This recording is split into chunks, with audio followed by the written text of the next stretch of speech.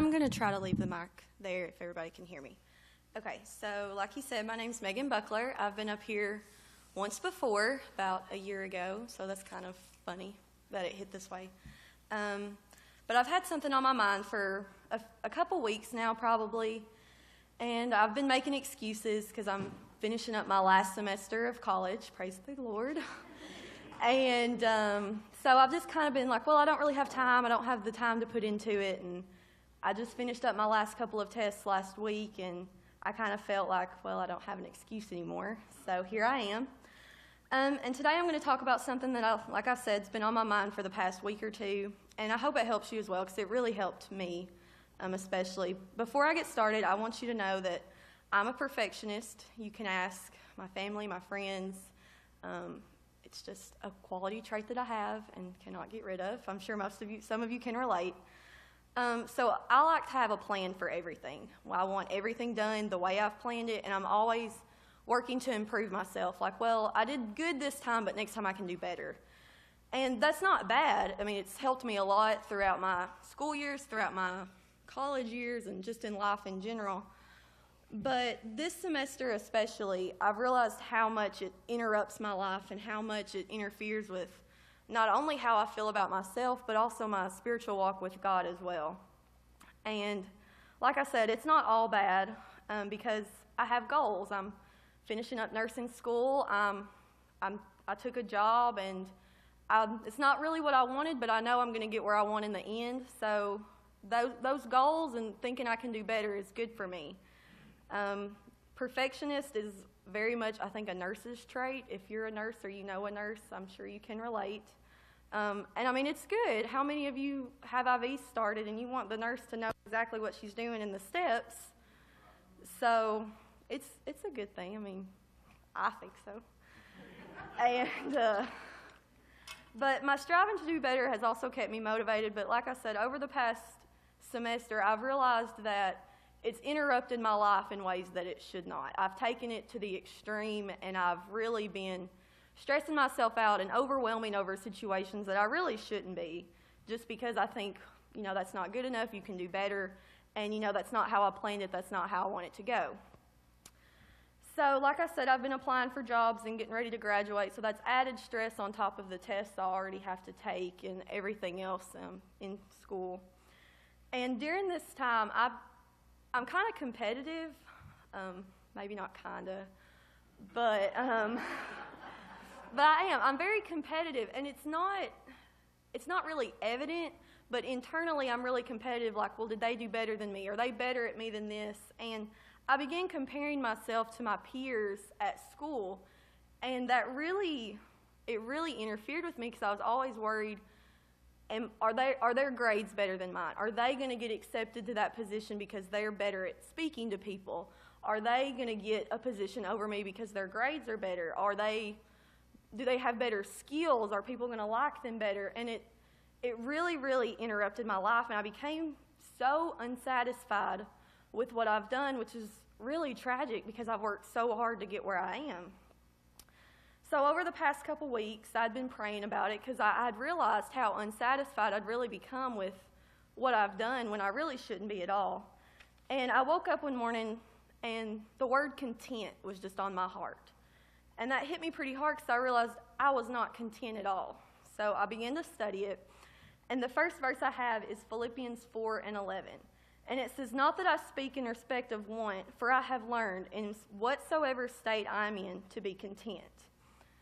So that hit me so hard because I was not content with where I was. I was not content with the success that I had had. It was not good enough for me. And I was constantly comparing myself to other people's successes. So I knew this verse told me I needed to be content wherever I was in life, but it didn't tell me how.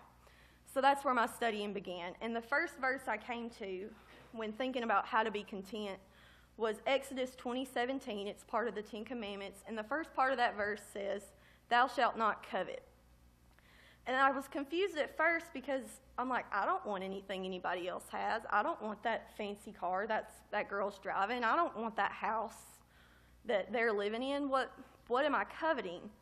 But by comparing myself to other people, I was envious and jealous of some of the successes that they had that maybe I hadn't yet. Just like I thought back, I was like, I didn't get the first IV that I tried, but somebody else did, and that hurt me. I was like, well, why are they better? What did I do wrong? And it wasn't anything I did. I just hadn't reached that level of success yet. So I realized that I was, by comparing myself to other people, I was jealous of the opportunities that they had that I hadn't got to experience yet, but that were coming my way, because I can do an IV now, don't worry. I got it. So once I recognized this, I was like, okay, I need to focus on myself, and I'm going to get there. I'm just not there yet. So the next verse I came to was Hebrews 13:5, and it says, let your conversation be without covetousness, and be content with such things as ye have. For he has said, I will never leave thee or forsake thee. And this helped me in a couple different ways. The first thing was, I don't need to be talking and complaining about stuff that other people have got to do or other people have that I don't, because it's coming my way. I don't need to be sitting there complaining, well, like, I can't believe she got to do that or she got that, because she's a terrible person and she's terrible in class. I don't know how she got that. I don't need to do that. I need to be excited for people. I'm like, that's great. I didn't get this one today, but you know what? I'm going to get the one next week. So I need to be more positive, not only about other people, but about myself. And the second thing that really helped me was God has multiple promises with us, and we need to be content with that. I need to be content with the fact that God's right here, and he's not going to leave me. And that alone should be enough to make me content. So I looked up a couple more promises that I could kind of step back when I felt myself getting overwhelmed and feeling unsatisfied, that I could see his promises and how they were. And the first one is Matthew 6:25 and 26, and I'm just going to paraphrase this one. And he's talking about he takes care of the birds, and he's going to take care of you. So you don't need to worry about what you're wearing or what you're driving or where you live or what you eat, because he's going to take care of that. So as long as that's taken care of, I can work on everything else. And I need to be content that I'm able to have clothes, and I'm able to have a car, and I'm able to go to school, and I'm able to have the opportunities that I have right now. And the last one I have is Philippians 4:19, and it said, but my God shall supply all your need according to his riches and glory. So this is kind of just reiterating the point that he makes sure all my needs are met. It may not be exactly when I want it, but they're going to be there. And they're going to be there when I need them. And so what I realized after studying this is it's so easy to become discontent with life. It's so easy to be unsatisfied, especially when you focus on the things that you don't have that somebody else does.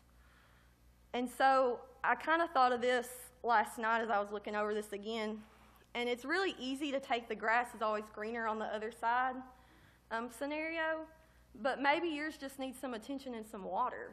If you're so busy focusing on what everybody else has, you're not paying any attention to yourself, and maybe you just, like I did, I just needed to get in the Bible and read and see how satisfied I could be, and my grass is getting a lot greener because of that. So there's no need in comparing. And so after studying this, I've really been praying, God, help me be content with what you put in front of me today. Help me to know that that is enough, and that's what you have planned for me today. And that's not to say that I'm going to be like, you put me right here, and this is where I'm going to stay. No, I still have goals. I still have big goals of where I want to be in 5-10 years down the road, but I need to be satisfied with where I am now so I can get to those places potentially sooner, because I'm happier with where I am now and I'm not focusing on everybody else, and I can stay where I am now and focus on me. So my last things are, just because we're not where we want to be today, I'm not exactly where I want to be today. I want to be finished with school. I want to be a licensed RN. I want to be working, but that's coming.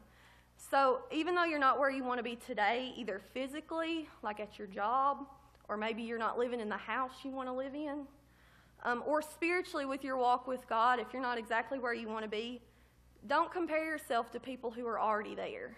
Focus on yourself and you'll get there. Because God is still taking care of you where you are today and where you are right at this very second. And He's done a lot to get you there if you'll think back. And just because you're not there, He's never going to leave you and He's never going to forsake you. And He's going to make sure that all your needs are met in the right time. That's all I have. Thank you.